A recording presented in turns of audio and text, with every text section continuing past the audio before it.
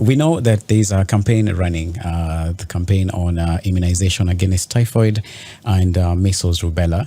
And we had just told our listeners that we're going to have a guest today. And Madam Caroline is in the house finally. And I'll give her the opportunity to introduce herself, and then we continue. Karibu sana, Madam. Thank you. Yes. Yeah, good morning. Good My morning. name is Caroline Agutu. I'm the County Health Promotion Officer in the county, Mombasa County. Yes. Glad to be here. You're welcome. Please tell us a little bit about this campaign. When did it start? When is it going to end? What is it all about? Thank you. Mm-hmm. So right now, as health, the Ministry of Health, in collaboration with our partners, are implementing or conducting a supplementary immunization activity, which is the measles, rubella, and typhoid conjugate vaccine campaign in the whole country. And of course, it started off on the 5th, and it will run till 14th of this month. Yeah.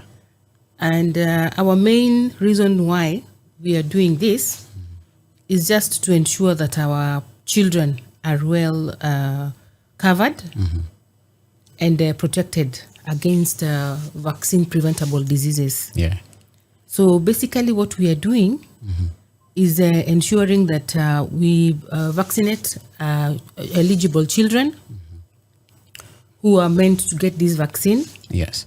And if I just start off, I would like to say that the vaccine is going to be given, or rather it's being given to children aged between 9 months to 14 years. Yes. So we have the measles rubella vaccine that is being given to children aged 9 months to 59 months. Then we have the typhoid conjugate vaccine that is being given to children aged 9 months to 14 years. So the campaign is running like it's nationwide in all the 47 counties. And if I start off with the measles rubella, I would like just to give a brief of what the measles disease is. And it's a viral disease that affects mostly children. Yeah. So when a child comes down with the measles illness, it affects the respiratory tract. So breathing becomes a problem. Yeah. And you find that the child presents with several different signs and symptoms.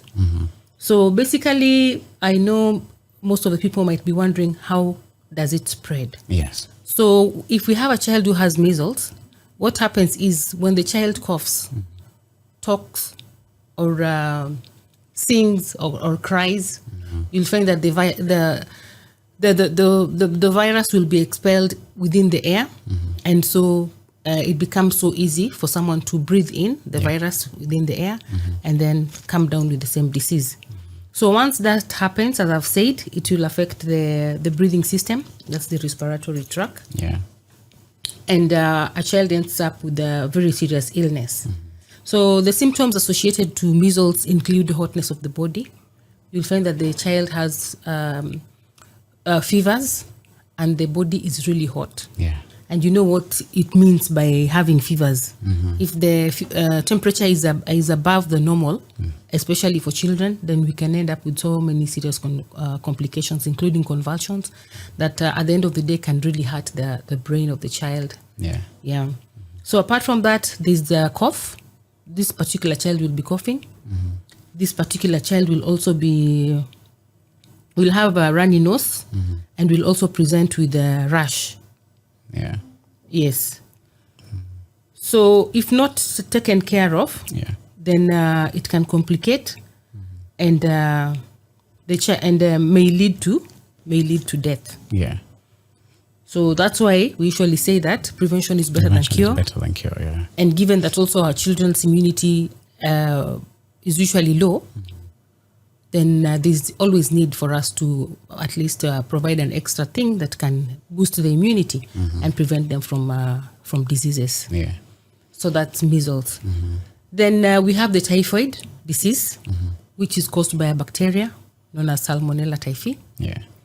And the way it spreads if I just want to be very literal and use a language that can easily be understood by the general population, then I would say that it's equivalent to consuming feces in your drinking water or in your food. So we say it's transmitted through oral fecal. That it means that you consume feces. You consume feces, like you eat through the oral cavity. Yes, so that is if I want to make the general population or the community or the listeners understand. So how does this happen? You know, we must agree that our infrastructure is usually not so good. And to some extent, you'll find that there's communication between the sewage water and, of course, the fresh water. So if this happens, you'll find that most people believe that consuming or drinking water from the tap, any water coming from the tap, is clean and safe water. And you'll find that some people will just open the tap and drink it directly without even bothering to know whether it's safe or not. So if that happens, then chances are very high that the transmission can take place. There's also the food. If you consume food that is not properly prepared, then again chances of getting the disease goes high. And for typhoid, if not treated again, may lead to complications. So some of the symptoms associated to this typhoid disease include fever, headache, loss of appetite, stomachache, and even weakness. You'll agree with me that these are symptoms that can be found in any other disease. And so it would mean that if you must confirm whether it's typhoid, then again you have to samples have to be taken and they have to be taken to the lab to confirm. So the whole process is expensive. And if you must get the real results, it means that there's a test that has to be done that takes like a week for one to know if at all it's typhoid or not. So again, this diagnosis becomes a little bit expensive. So everyone is at risk of getting typhoid, but those most at risk are children. I don't know whether you'll agree with me. Children 14 years and below are more at risk. I don't know whether you'll agree with me. The way the children behave, you'll find that a child is out playing. If they come across anything they see is something that can be eaten, they just put it they in the will mouth. pick it and they will put it in the mouth. If they come across food, without even remembering that their hands are dirty, they will consume that food. They will get hold of it and eat.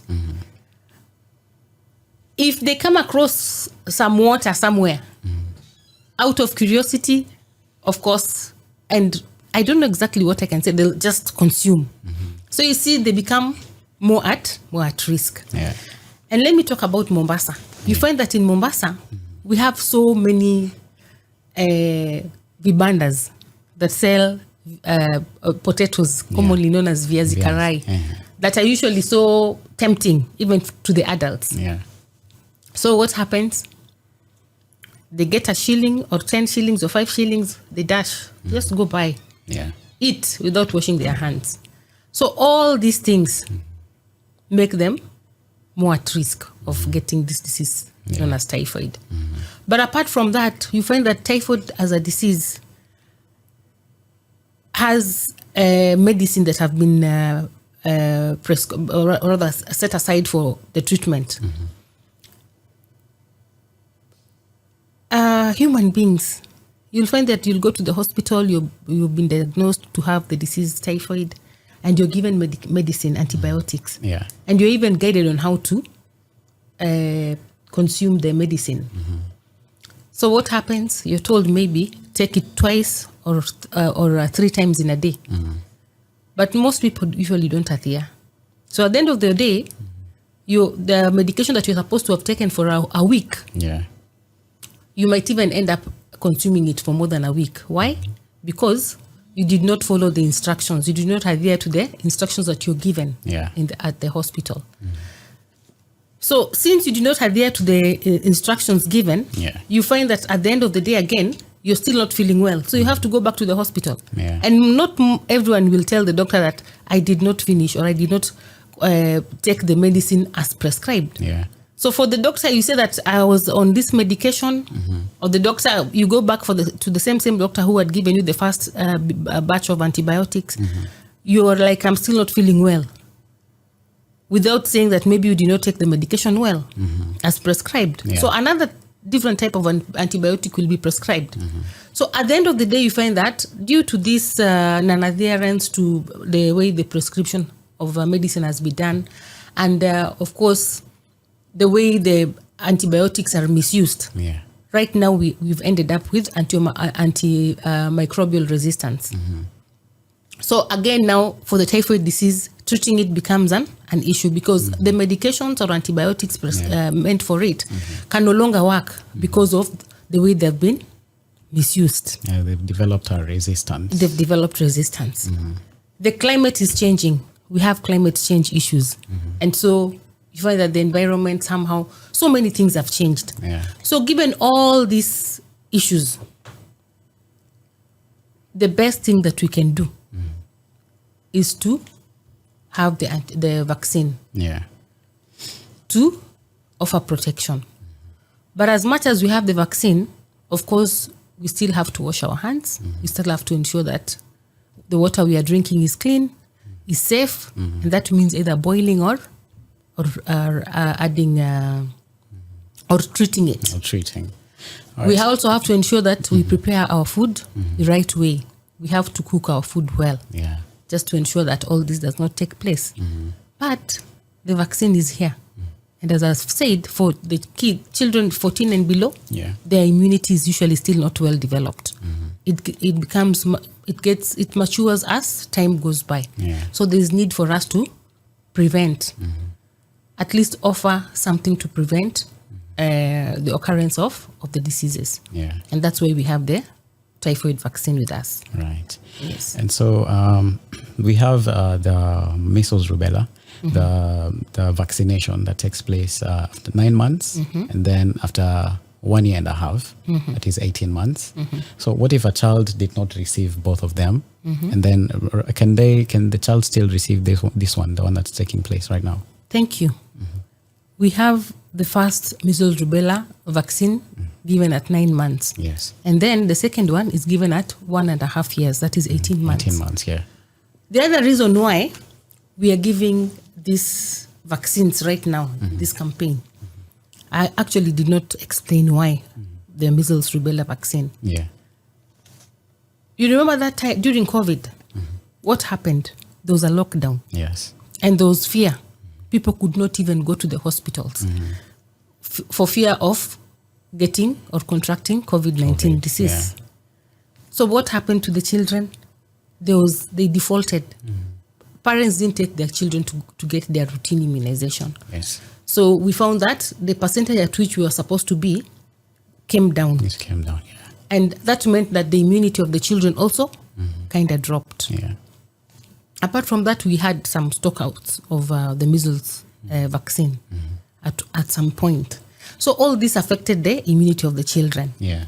And we ended up with outbreaks. I don't know whether you heard about the outbreaks we also had in Mombasa. And it was not in Mombasa only, even the other counties within the country. Yes. When we get outbreaks, and as I've said, the disease is a serious disease. Yes. That can even complicate and end up in very serious diseases that may lead to death. Yeah. So what happens? They become prone to disease, to death, and even as a country to outbreaks. Yeah. So that's why we are having these supplementary immunization activities to boost the immunity and also to raise the overall immunity of as a country. And if that happens, then it means that now the issues of outbreaks will go down, issues of diseases and even deaths will go down if all the kids are covered. Right.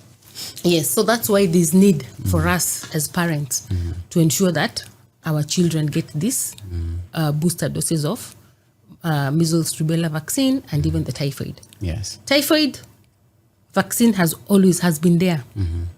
And as adults, if you must get it, you're charged 4,500. Yeah. And here we are, knowing very well that everyone is as at risk as I said, but the children are more at risk. Yeah. And therefore, the immunity is also not matured. So there is need for us to ensure that we boost the immunity. Yeah. And that's why we are offering these vaccines. And so where are the people getting these vaccines? Is it So the vaccines are being offered at our immunizing health facilities. We have temporary posts that are in churches, mosques, madrasas. Then we also have mobile posts at the markets. Yeah. Yes. And so how, let's say, for example, in school, a child goes to school and receives a vaccine. And then when they come home, maybe their parents don't know that they received a vaccine. Then the doctor comes home, they also receive again a vaccine.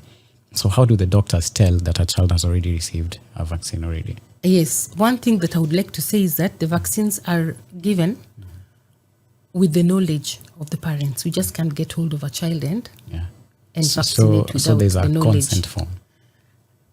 For schools, as I said, they're temporary posts. So what we do is we just go to school, talk to the head teachers to inform the parents that we will be going. Yes. So once the parents have been informed, we go to schools and vaccinate. So in order for us to tell that a child has been vaccinated, to tell a child to differentiate between a child who has been vaccinated and that one who has not been vaccinated, there's a mark that we place on the fingers of those who have been vaccinated. Yes, so it's you can easily tell between one who has been vaccinated and one who has not been vaccinated. And so you cannot vaccinate twice. What if it happens? Is there any danger in like getting the vaccine twice? It's a protection, yes. And human is to error. Yeah. But of course, these particular people who are offering this vaccination or have been taken through training. Yeah. And so they need what is required of them. And they are trained professionals. It is not just anyone. There are people who have gone through training, and it's the ones who are vaccinating are strictly professionals. We cannot bring on board people who have not gone through school. Yeah. Yes. And we are using our healthcare workers. Yes. It's not like we're just going to the street and picking anyone. We are using our healthcare workers who have gone through training, who have been doing this job. And so for now, they're the same ones who are conducting the activity. Yes. So when someone is vaccinated, how long does the medicine stay inside them?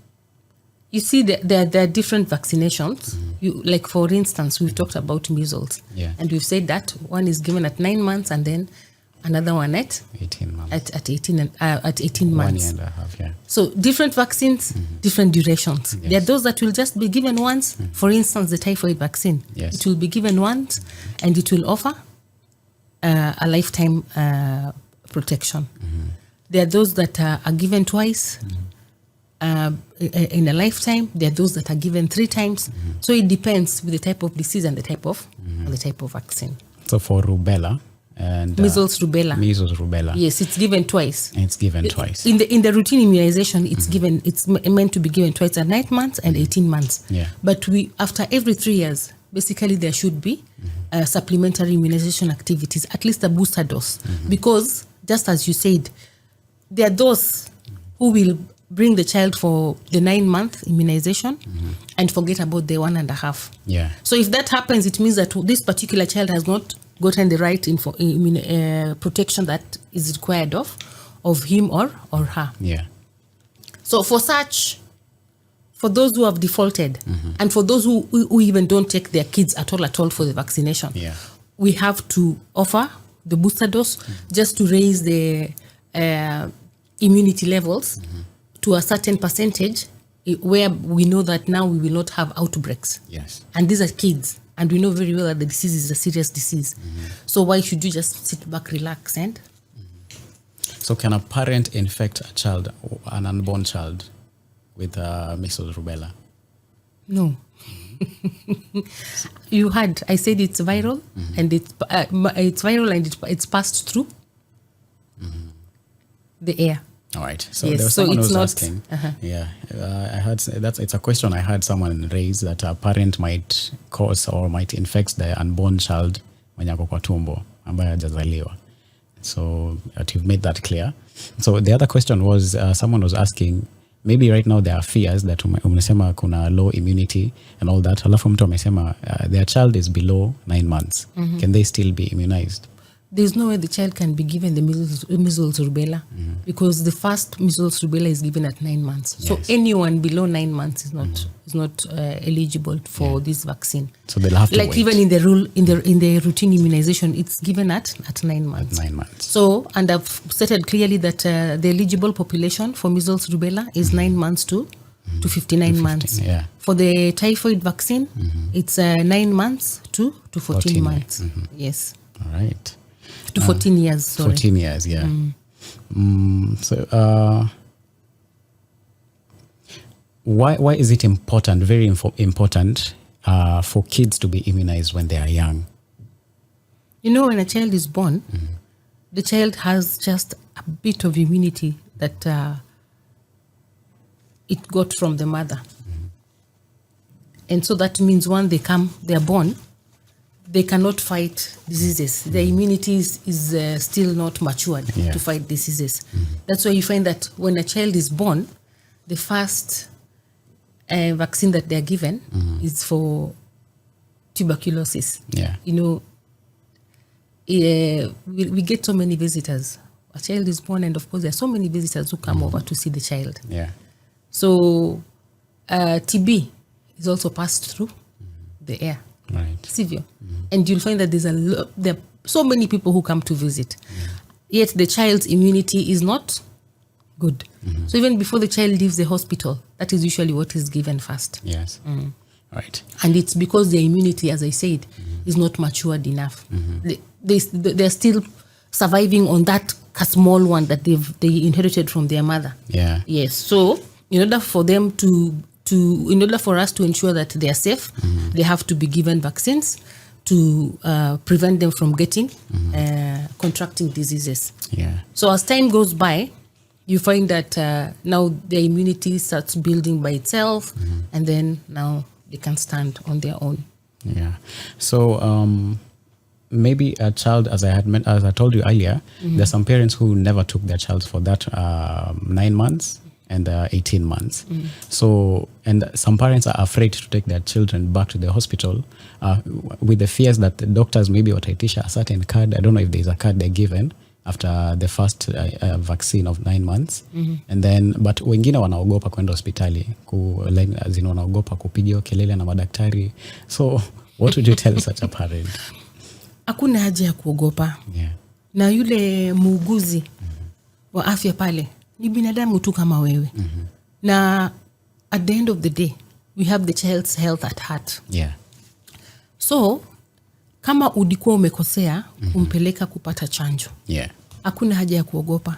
Because ukiwa unaendelea kuogopa, unazidi kuhatarisha maisha ya mtoto wako. Ukiwa ulimpeleka kwa chanjo ya miezi 9, na ya ile ya miaka 1.5 ama miezi 18, ukawa umesahau. Hakuna haja ya kuogopa. Yeah. Enda tu na kadi yako, kuna kadi ya ambayo watoto huwa wanapatiwa ya chanjo, ambayo inaonyesha ratiba ya chanjo vizuri kabisa. Akiwa amechanjwa inaandikwa, akiwa ameenda kapimwa uzito pia inawekwa hapo. Yani ni kitabu ambayo inasaidia kuangalia ni vipi huyu mtoto anazidi inaangalia ni vipi anazidi kukua. Yes. So kama kuna shida inakuwa ni rahisi kutambua mapema na kuweza kuweka mikakati kuhakikisha kuwa huyu mtoto hawezi asije akaumia. Yes. Yes. So kama mtu amekosea, pengine alisahau, hakuna shida. Yeah. Na wauguzi wetu pia huwa tunawaongelesha, na kama nilivyosema ni watu wamepitia shuleni wakasoma. sita watetea, najua kuna wengine pengine wa katika ile hali ya pengine kushangaa, anaweza kaongea vibaya kidogo, ndio, lakini hiyo isije ikamshtua mama akose kupeleka mtoto na mtoto kuweza kupata chanjo na kuendelea vilivyo anavyopaswa kupata hiyo chanjo. So mimi ningependa tu kuhimiza, kama unajua kidogo pengine kuna moja ambayo hukupata, usiogope. Wewe beba mtoto wako, chukua kadi yako, enda hospitalini, enda ukasaidike, na hata pia utaweza kuzidi kuelezewa ni vipi watakavyoweza kuhakikisha kwa zile ambazo alikosa, kama bado anaweza kupata, aweze kupata. All right, ladies and gentlemen, welcome back to Blue Radio Breakfast Vibe. It is 50 minutes past 9 a.m. this wonderful morning. And in the house, we have Dr. Caroline. She's in the house to speak and make you understand about the campaign that is going on, vaccination against typhoid and measles rubella. So as we continue, Doc, kuna mtu alikuwa ameuliza kwanza, kuna mtu ambaye ni mkubwa, amefikisha miaka maybe 25 ama maybe hata mbele hapo kama mzazi, na ako pregnant. Je, anaweza kupata measles in the first place? Na hiyo measles akipata, kuna uwezekano kwamba anaweza kupitisha kwa mtoto wake ambaye anambeba? Yeah, cases za measles kwa adults have been reported, though rare. And when you talk about the pregnant mother having measles, then definitely she can transmit it to the child. Yes. Right. And is it umesema kwamba when they get these injections, they can last for a long time. So maybe there's a possibility that the person who is getting it while older, there's a possibility they missed the 9 months and 18 months injection. There's a very high possibility that they did not get the vaccines, the childhood vaccines. Yes. Yeah. Okay. And that's why we are really stressing. It's really important for us as mothers, as caregivers, as parents, to ensure that we take our children to get the scheduled routine immunization. Yeah. It's very important. As it is, we know very well that vaccine saves lives, and vaccines actually, they're those vaccine preventable diseases. If we have the vaccines, as parents, why can't we just take our kids to ensure that those diseases are prevented? I know there's someone who's saying, even if I contract this disease or the measles when I'm older, I can still get immunized. Is it possible? No.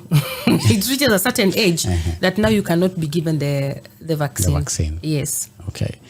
So, and what would you tell someone from the community wenye ambao wako na zile community myths zenye wanasema kwamba maybe if I take my child to the hospital to receive this vaccination, kuna vile itamu affect? Ama wamesikia tu mambo mengi kwa community wakiambiwa these vaccines are not good, vaccines sijui zinakujanga zinaharibu health ya watoto. Could you please take them through and help them understand the process of these vaccines even before they are rolled out, zimekuwa passed, alafu zikapatiwa madaktari kuwa rolled out? What is the process of the vaccinations? Yeah. Asante sana. Hey, I know out here there are so many myths, misinformation, disinformation that is going around about vaccines. But one thing at times I sit back and wonder is, why do we politicize health issues? As I've explained, as I've explained, the reason as to why we are giving this measles rubella vaccine and even the typhoid vaccine. Yes. Just out of your own senses. I don't know whether it makes sense. You know, there are people who just like to politicize health. There are people who like to give information. They have the correct information, but they just like to give the wrong information knowingly. But I also acknowledge that there are those who do not have the correct information.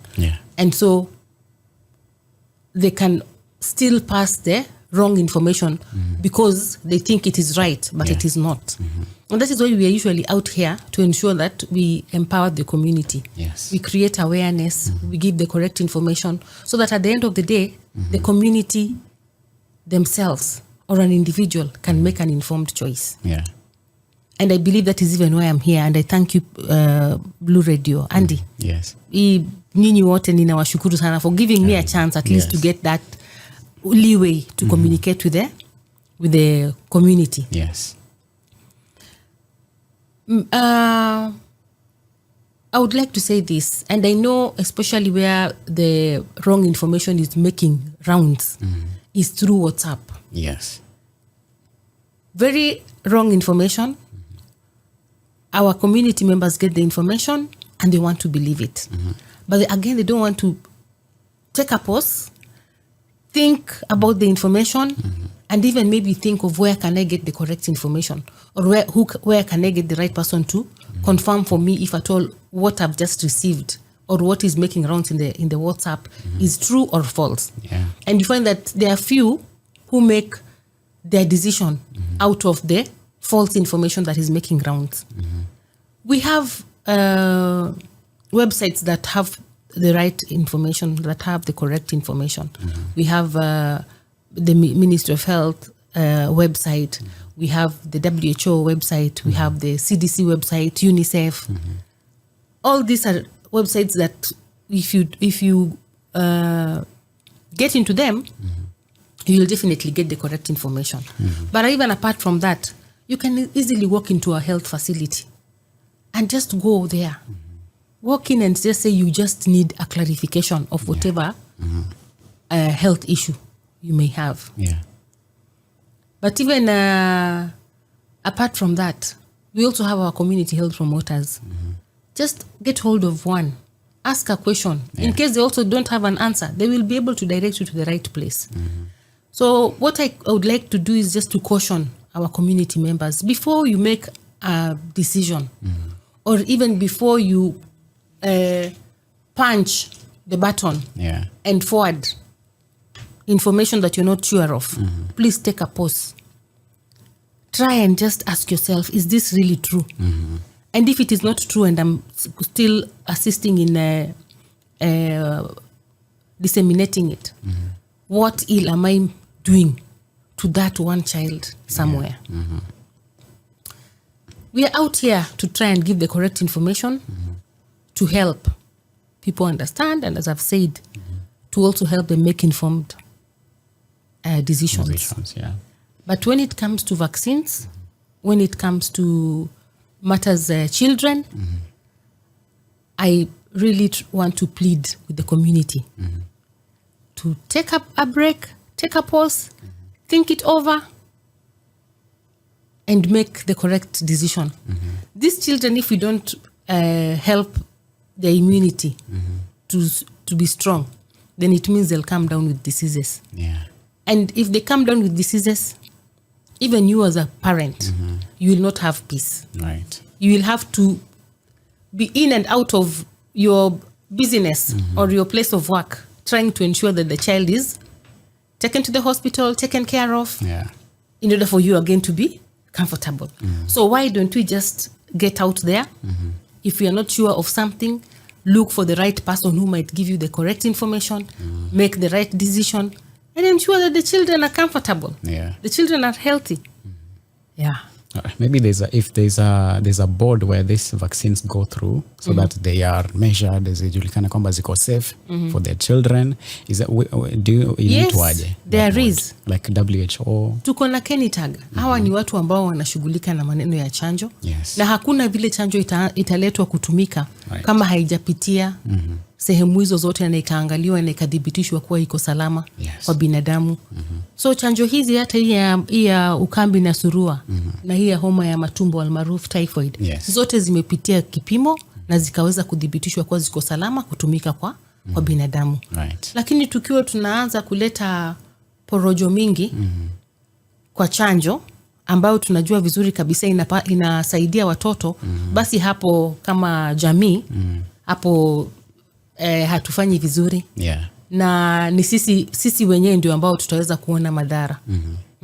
Na tunajua vizuri kabisa mtoto anapokuwa ni mgonjwa, wewe kama mzazi kitega uchumi yako itaenda chini pia. Kwa sababu hautakaa chini na uweze kufanya biashara yako. Utakuwa saa zote unafikiria na huyu mtoto wangu bado ni mgonjwa. Unahangaika ukitembea hapa na pale kuhakikisha kuwa amepata usaidizi. Lakini katika ile hali ya mtoto pia kupata usaidizi lazima utatumia hela. So mbona tusikae chini tukafikiria, tukaona hii dhana potofu ambayo inapitishwa haisaidii, na tuone umuhimu wa chanjo. Yes. Na kama kuna shida pahali ama maswali ambazo bado tunazo, afadhali tutafute wale watu ambao wako na jibu, waweze kutuelezea, tuweze kuelewa, alafu tufanye maamuzi ya kisawa sawa. Right. So mimi najua kwa sasa kuna dhana potofu, kuna mambo mengi ambayo yanasemwa hapa nje. So nasi wazazi, kabla na wewe ukubali hiyo information ambayo sio sawa, fikiria, kaa chini wewe mwenyewe ufikirie. Hii chanjo ya homa ya matumbo almaruf typhoid vaccine, mbona naikataa? Na kweli mazingira ambayo mtoto wangu anakaa, mazingira ambayo sisi kama wana Mombasa tunaishi, iko sawa ama haiko sawa? Inatuweka katika hatari ya kupata magonjwa au la? Tukae chini tufikirie. Alafu ndio sasa turudi tufikirie hawa watu ambao wanatuma ujumbe ambazo sio sahihi kuwa hizi chanjo sio salama, wako nchi gani? So tukae tufikirie, let's take a pause, think it over. How is our environment? Is it conducive to our children? What is being said, is it making sense? Before we just decide to say that my child will not be vaccinated. And if your child is not vaccinated, what are the consequences? Yes. So let's think around it. Yes. Just before we give in to any information, false information that is making rounds. And let's stop. We should not politicize health. Yes. All right. So as a parting shot, I know the campaign started on the 5th, as you've said, and it's going to end on the 14th. Yes. Now, what happens? What comes next after the campaign is over? Can the parents still get the vaccine?